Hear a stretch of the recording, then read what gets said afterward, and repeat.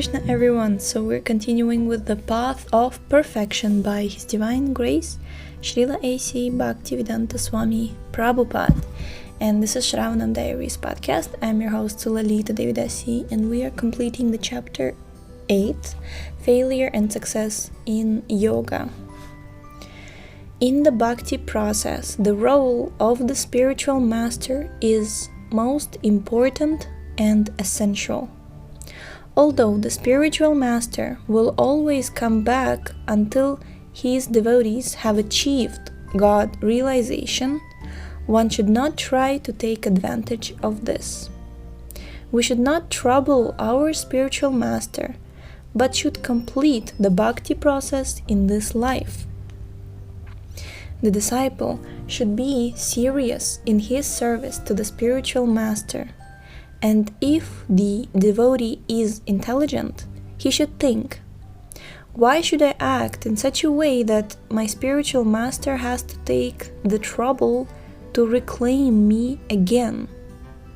Let me realize Kṛṣṇa in this life. That is the proper way of thinking.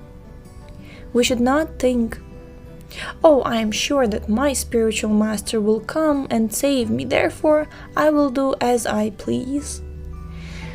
If we have any affection for our spiritual master, we should complete the process in this life, so that he does not have to return to reclaim us. In this regard, there is the example of Bilvamaṅgala Ṭhākura, who in his previous life was elevated almost to prema-bhakti, the highest platform of devotional service. However, since there is always a chance for a fall down, somehow or other he fell down. In his next life, he was born in a very rich brāhmaṇa family, in accordance with the principle enunciated in the 6th chapter of Bhagavad-gītā, 6.41, śucīnāṁ, śrīmatāṁ, gehe.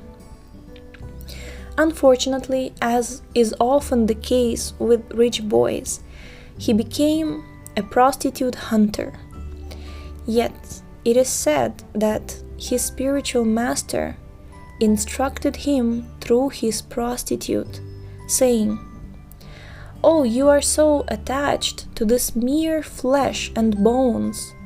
If you were this much attached to Kṛṣṇa, how much good you might achieve." Immediately, Bilvamaṅgala Ṭhākura resumed his devotional service. Although the spiritual master assumes responsibility for his disciple, we should not take advantage of this. Rather, we should try to please the spiritual master. Yasya prasadat bhagavad prasada. We should not put our spiritual master in such a position that he has to reclaim us from a house of prostitution. But even if he has to do so, he will do it, because he assumes this responsibility when he accepts his disciple. Wow! Kṛṣṇa Chaitanya, this is just one moment.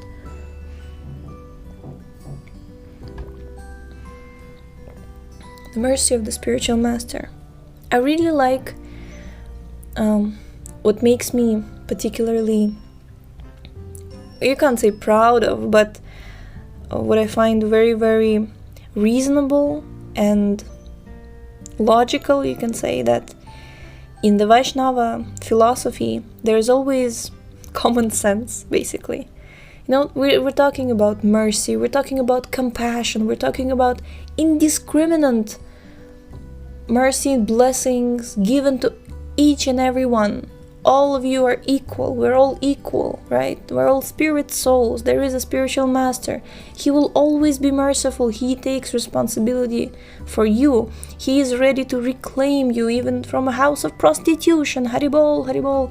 But there is always talk, or there is always, we speak about not taking advantage of it, not being a total rascal, right? Not being a cheater, and not thinking that you have found a loophole where, you can outsmart the system, right? Like you can outsmart God, you can outsmart Guru, you can outsmart everyone, right? And I just find this, it's not talked about, you can say. Not talked about in the sense that this is not emphasized. Emphasize the point that, if God is absolute and almighty, he is also very intelligent, isn't it? And the spiritual master, he is the representative of the Lord. He is also very intelligent, isn't it? That's why it's said that the spiritual master is not only giving blessings, only mercy. The spiritual master also chastises his disciple. And if the disciple really wants complete relationship with his spiritual master, he takes the chastisement also. And what is the chastisement? Chastisement is correcting when you're acting in a wrong way, in an improper way, in a sinful way, in a way that is not pleasing to Kṛṣṇa, to the Lord, that is not elevating you. Correcting when you're degrading yourself. Cheating is degrading yourself. So Srila Prabhupada so mercifully, he points it out, right? Like the spiritual master and God, they're not blind. They know what's going on. They're all cognizant. So I really, really appreciate it. I really, really... it just makes me very proud in a good way to be an aspiring disciple and follower of His Divine Grace, Srila Prabhupada, when I see that Prabhupada, he is giving you both. He's giving you blessings and mercy, and he's giving you chastisement in the way that chastisement, okay, it's a strong word. He's correcting also. He's like, okay, this is the possible mistake that you can make, so don't do this. It's reminding me of also Srila Jiva Goswami. He is one of the 6 Goswamis, one of the closest associates of Mahaprabhu. So I was reading his commentary on Bhagavad-gītā, 11th canto of Srimad Bhagavatam. So he's writing a commentary. He's explaining some point, and then he says, but don't misunderstand me, because this doesn't mean that you have to think like this. So the teacher, like the perfect teacher, he really wants you to make it. He really wants you to achieve that perfection. So hence the path of perfection. Okay, this was a short thing that I just wanted to put out there. So the bhakti yoga process should be completed in this life, because in this life we all have the instruments necessary to become fully Kṛṣṇa conscious. I know why I'm triggered. I'm not triggered, but I'm a little bit emotional about this, because it's something that I've heard. It's something that I've heard some devotees discussing, even like practicing devotees discussing that, this process takes many lifetimes. And I haven't heard it like at a conversation at the cafe, like overhearing somebody's personal conversations. I've heard it from like devotees who have many followers, and I was a little bit like uncomfortable with this kind of statement, because of course we consider ourselves unqualified, we consider ourselves imperfect, we consider that we are ready, oh, this is different, we are ready, what was that, yesterday we was reading, yeah, this is also true, like we are ready to take birth again and again if we will be blessed to have association of devotees. But at the same time, Mama Janmani Janmanishvare Bhavatad Bhakti Rahaitu Kitvayi. Yes, like we are ready to just take birth again and again if we will be engaged in devotional service. That's true. But that means also that if we are on that level, Nadanam, Najanam, Nasundarim, that means that we are close to becoming fully Kṛṣṇa conscious, and that's the whole point. So, and we are literally at the chapter which discusses failure and success in yoga. So Srila Prabhupada, this is the conclusion, this is almost the second last paragraph, and Prabhupada is saying, don't plan failure, basically, right? Srila Prabhupada is saying, don't plan a failure in this lifetime, saying that, okay, I'll take it easy. Next lifetime, my spiritual master will come, so all good, we're good. So no, don't do like that. Be sincere, be honest, be determined. Don't take risks.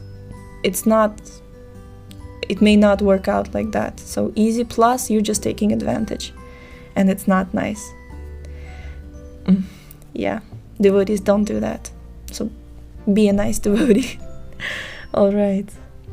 So let's repeat that again. The Bhakti Yoga process should be completed in this life, because in this life we have all the instruments necessary to become fully Krishna conscious.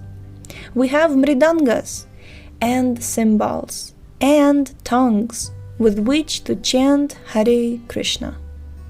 Even if we don't have mridangas and cymbals, we have a tongue. No one has to purchase a tongue.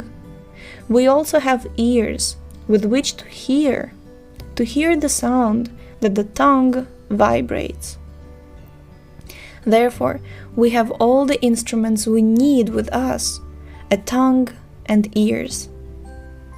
We have only to chant Hare Krishna and use our ears to hear this vibration, and all perfection will be there.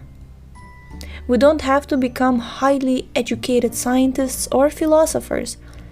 We have only to chant and hear. Thus, we have everything complete. Purnam adah purnamidam. Ishopanishad invocation. Everything created by God is complete. This aggregate earth, for instance, is complete. There is sufficient water in the oceans, and the sun acts to evaporate this water, turn it into clouds, and drop rain on the land to produce plants. And from the mountains, pure rivers are flowing to supply water throughout the year. If we want to evaporate a few 100 gallons of water, we have to make many arrangements. But the creation is so complete that millions of tons of water are being drawn from the ocean, turned into clouds, and then sprayed all over the land and reserved on the peaks of mountains, so that water will be present for the production of grains and vegetables.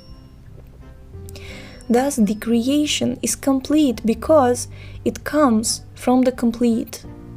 And similarly, our bodies are also complete for spiritual realization.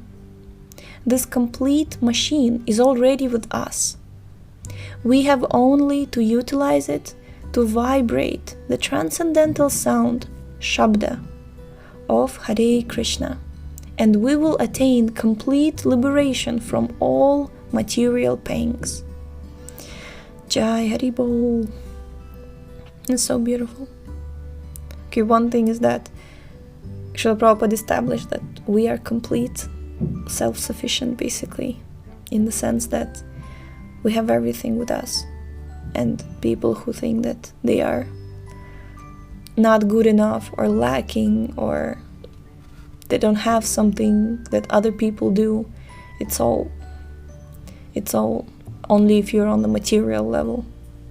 And I just I don't know, for me, it makes me feel so inspired and so relieved from all of the mental anxieties that you may come to think.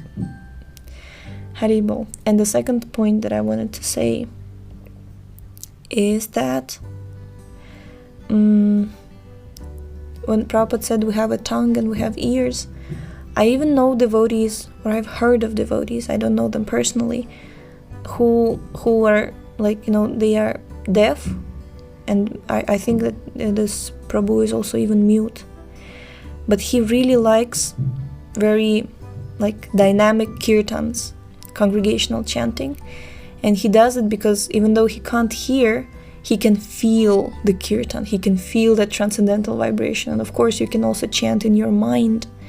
So really, and this devotee is also, I think he's an artist. I think he's from Japan, but I may be wrong. He also made a very beautiful drawing of that experience, and I was just like, it's like brings you tears that, sometimes we just don't appreciate how, like, some people who are devotees, they can't hear the holy name because of material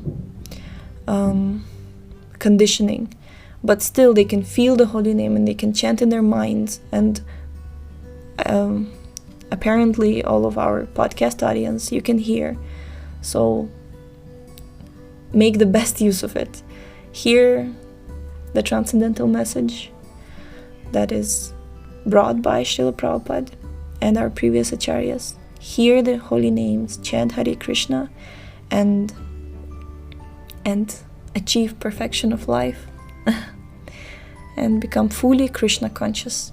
So we're going to stop here. We have completed 8th chapter entitled Failure and Success in Yoga. I wish you all success in yoga, in your bhakti yoga. And we shall continue tomorrow with the topic Destination After Death. Haribol.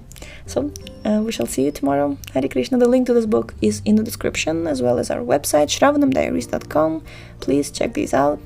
And we shall see you next time. Hare Krishna.